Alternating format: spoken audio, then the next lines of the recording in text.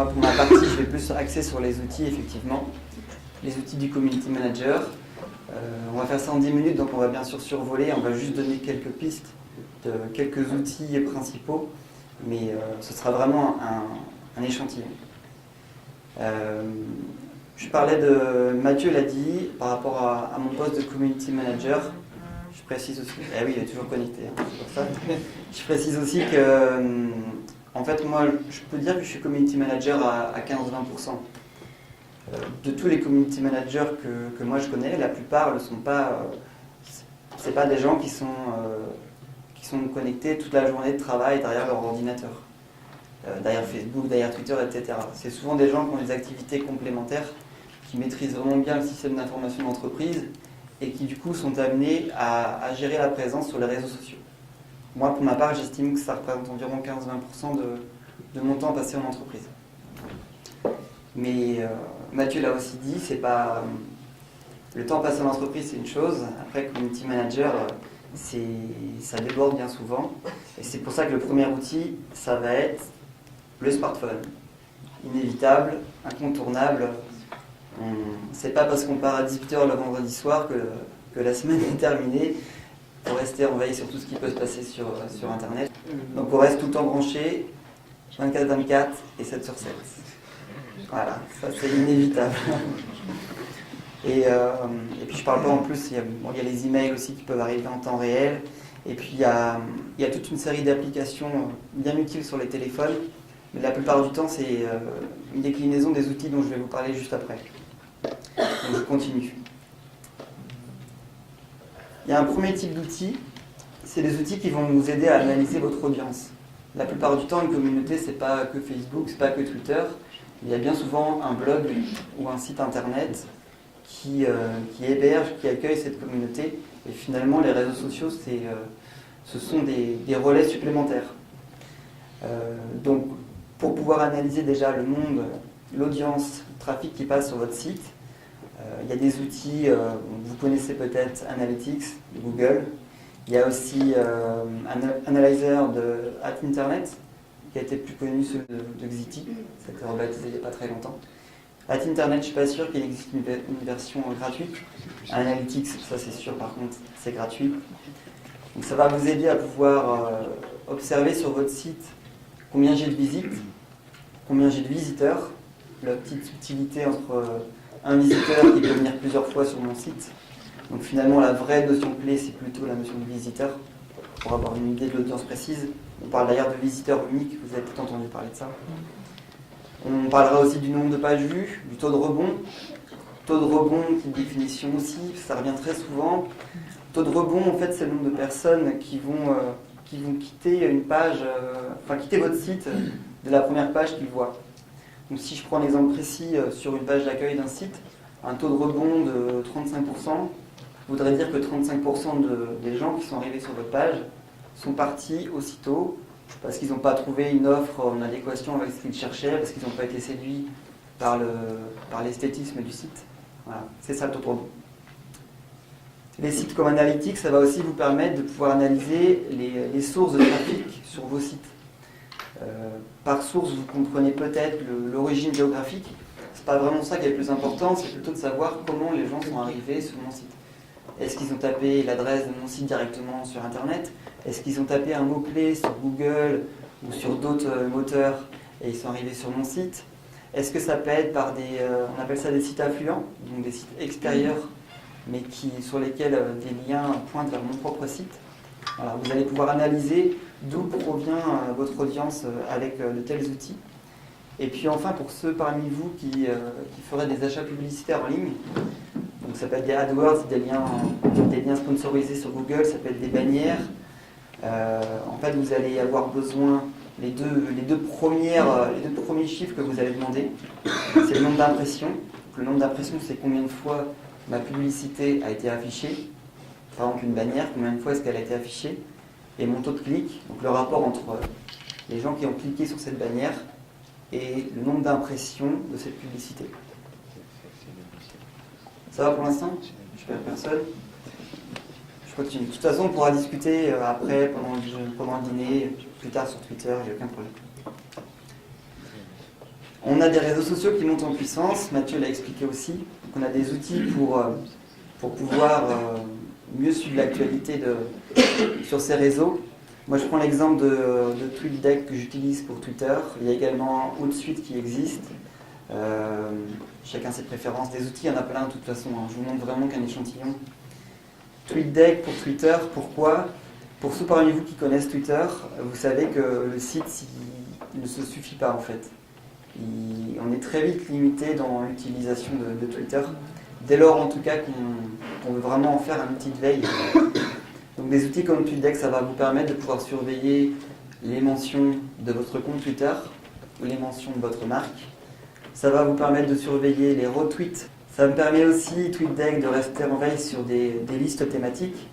Donc ça peut être des listes que moi j'ai construites, des gens que j'ai regroupés derrière une thématique précise. Et ça peut être également de rester en veille sur des mots-clés forts de votre activité. Donc vous verrez qu'avec des outils comme ça, si vous ne connaissez pas encore, moi je vous le recommande, je l'utilise tous les jours. J'ai un écran pour travailler, j'ai un deuxième écran qu'avec TweetDeck. Ça fonctionne très très bien. Pour Facebook, c'est un petit peu différent. Le site est mieux fait, en tout cas pour les administrateurs de fanpage, c'est beaucoup plus facile à administrer. Pour suivre le nombre de fans, enfin plutôt de likers comme j'ai écrit, parce que les fans n'existent plus. Maintenant, on aime une page, on ne devient plus fan. Donc pour suivre, c'est très facile, il suffit d'aller sur la page de votre entreprise ou de votre marque. Et pour écouter, modérer, répondre aux commentaires, il y a une astuce toute simple dans le paramétrage de votre page. Vous pouvez vous mettre en alerte en temps réel sur tous les commentaires qui ont lieu sur votre page. Donc moi, c'est ce qui fait que dès lors qu'il y a un commentaire, je reçois un email directement. D'où l'importance du smartphone, temps réel, etc. 7 jours sur 7, 24/24. Voilà. Il y a une dimension qui peut se croiser avec TweetDeck que j'ai présenté juste avant. C'est les outils qui vont vous servir pour votre veille. Et j'appelle aussi des outils, ça va aussi être des outils pour votre e-réputation, puisque l'e-réputation, c'est ni plus ni moins que de la veille sur votre marque ou sur votre société. Donc, il y a plein d'outils qui existent qui vont aller scruter la toile. Il y a les Google Alerts que vous connaissez peut-être déjà. Il y a Currently, il y a IceRocket, Social Mention, Twitter Search. Il y en a plein d'autres. Je pourrais vous en fournir toute une liste si vous le souhaitez un peu plus tard. Et pour vous expliquer comment moi je fonctionne, parce qu'on est là pour partager nos propres fonctionnements, moi de tous ces sites je ressors, et là j'espère que je ne vais perdre personne, des flux RSS. Et ces flux RSS, je les lis tous via Google Reader. Ça pourrait être d'autres agrégateurs de contenu. Par exemple, je vais suivre le nom de ma marque sur Google Alert. Google Alert va me donner un fil d'informations avec tous les sites, tous les forums qui mentionnent ma marque. Et moi, je vais pouvoir aller lire directement avec un agrégateur comme Google Reader. Et puis, il y a un dernier axe, un dernier type d'outil que je vous ai listé ici. Parce que qui dit Community Manager dit beaucoup d'échanges. Échanges entre les services de votre société, si c'est en tout cas une PME. Échanges avec des personnes qui sont sur les mêmes problématiques, avec d'autres Community Managers. Ça peut aussi être des échanges...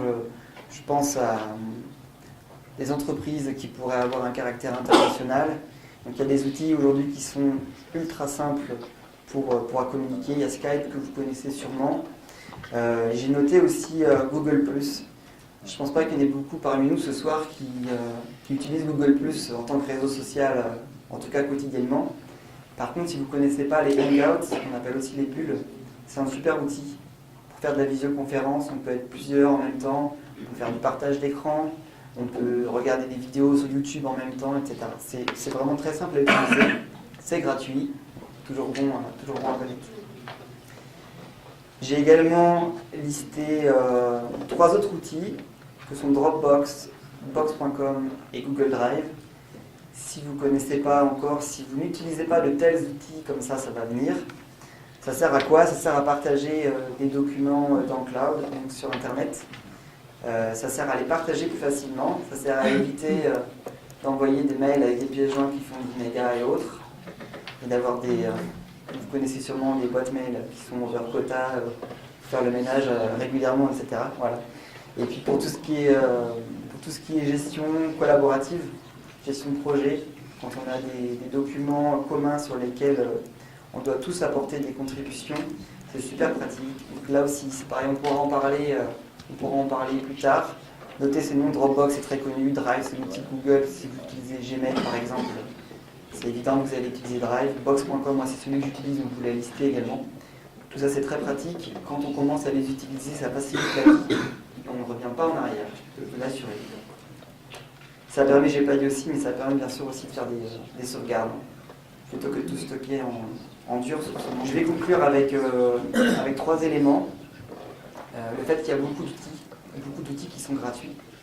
Donc là, ici, je vous en ai donné une liste, mais fouillez un peu sur la toile, demandez autour de vous. Il y en a un qui va vous dire, ouais, mais moi j'utilise ça, c'est mieux. Oui, il y en a plein. Donc fouillez, comparez, faites votre choix. Il y a aussi des outils plus performants, payants pour la plupart. Je vous dis tout de suite, il faudra vraiment que vous ayez un volume, une communauté importante pour que ça ait du sens. Il y a des outils déjà très performants pour les petites communautés. Mais si vous êtes dans une société qui est très présente sur les réseaux, vous pouvez avoir besoin d'outils comme ça. Et puis enfin, en parlant des outils, on ira sûrement demain vers des outils capables de traiter le big data. Donc, big data, c'est quoi? C'est un petit peu le mot à la mode. C'est souvent comme ça dans le web marketing. Parfois, il y a un mot qui arrive comme ça, comme le cloud. Là, tout le monde nous bassine avec ça. Ça fait des années que ça existe. Le big data, c'est ni plus ni moins le fait qu'on multiplie les sources d'informations. Avant, on avait des points de vente, on avait les téléphones, ensuite on a eu les mails, Internet, puis après les forums. Maintenant, il y a les réseaux sociaux qui arrivent. On commence à dire, oui, mais moi, mes clients, ils me laissent des messages sur Facebook et tout, je voudrais pouvoir archiver tout ça, pouvoir avoir accès à l'ensemble de ces données. Donc demain, vos CM existants ou futurs d'ailleurs, ils vous demanderont sûrement des CRM, des outils capables de gérer toute la relation avec votre clientèle, et qui pourront centraliser en fait tous les canaux de communication que vous avez entre votre marque et vos clients. Donc voilà, quand vous entendrez parler de big data, ne vous inquiétez pas, c'est plutôt bon signe. C'est qu'on essaie de centraliser, de maîtriser l'information. C'est bon pour moi. Merci.